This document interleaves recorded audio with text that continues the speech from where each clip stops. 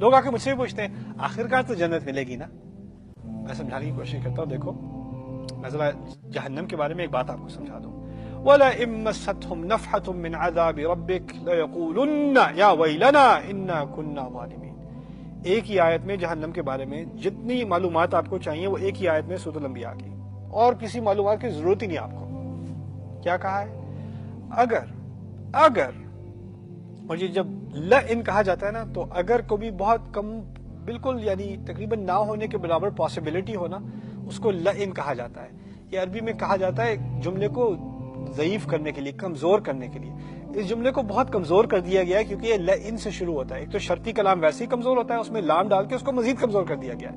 لئن مستہم, اگر ان کو تقریباً نہ چھونے کے برابر بھی اس نے چھوا ہوتا, اور مست ماضی میں ہے, اس کا مطلب ہے ایک دفعہ چھوا, بار بار نہیں چھوا, ایک مرتبہ چھوا ہوتا. ابھی یہ بھی نہیں بتایا کس چیز نے چھوا ہوتا انہیں. مستہم نفحتن, عربی میں دو الفاظ ہیں, لفحہ اور نفحہ. لفحہ کہتے ہیں گرم لو جو چلتی ہے نا, گرم ہوا, اس کو لفحہ لام سے کہتے ہیں. جو ٹھنڈی ہوا ہوتی ہے اس کو نفحہ نون سے کہتے ہیں. یہاں لفظ استعمال کیا, جہنم کے بارے میں بات ہو رہی ہے. میرا گمان ہوگا اللہ کہیں گے لفحہ لام کے ساتھ گرم ہوا نکلے گی جہنم سے. نہیں, نفحہ نون کے ساتھ.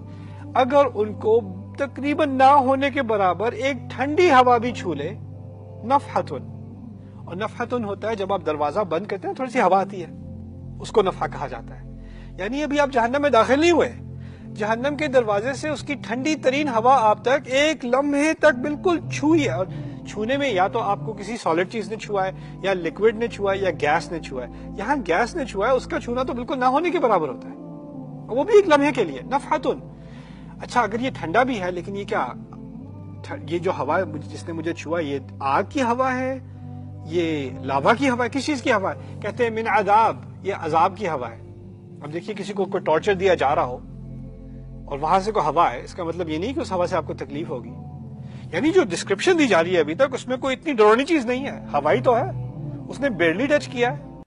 اور یہ بھی نہیں کہ عذاب, یہ عذاب النار, عذاب جہنم, عذاب الحریق, عذاب السعیر, عذاب الجحیم. نہیں, عذاب ربک, آپ کے رب کا عذاب.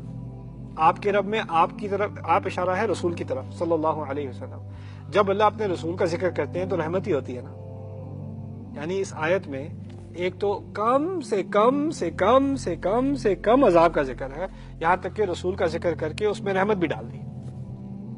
آپ کے رب کے عذاب کی ایک چھوٹی سی ہوا کی جھلک باہر نکل کر ان کو ایک لمحے تک اگر ذرا سی بھی چھو لے, یہ بات کہی ابھی تک, پھر کیا ری ایکشن ہوگا؟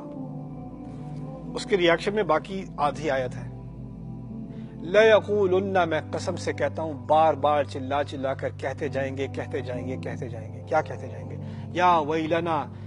ویل کہتے ہیں, ویل عربی میں ہے, رسول کی اپنی ڈیفینیشن ہے ان کی, کہ جہنم کا سب سے پہلا جو حصہ ہے نا, سب سے نچلا حصہ, جو اتنا ڈرونا, اتنا خوفناک ہے, جہنم اس سے خود پناہ مانگتی ہے, اس کا نام ہے ویل. یہ لوگ ابھی جہنم میں داخل بھی نہیں ہوئے, باہر کھڑے ہیں, ان کو اتنی سی ہوا لگتی ہے, کیا کہتے ہیں؟ یا ویلنا, ہمیں تو یقین ہے ہم سب سے نیچے پہنچ گئے. اس سے برا کیا ہوگا؟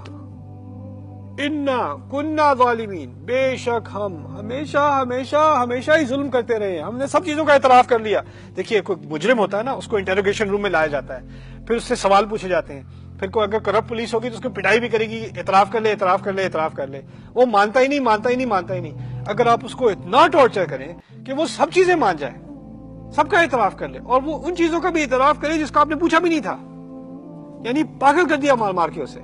اس آیت میں اس کو ذرا سی ہوا لگی ہے, اور وہ ساری زندگی کے گناہوں کا اعتراف, میں تو شروع سے ہی ظالم رہا ہوں, اس میں تو کوئی شک ہی نہیں ہے, میں سب ماننے کو تیار ہوں. وہ اتنی سی ہوا سے, ابھی جہنم کے اندر کی بھی بات نہیں ہو رہی, باہر کی بات ہو رہی ہے.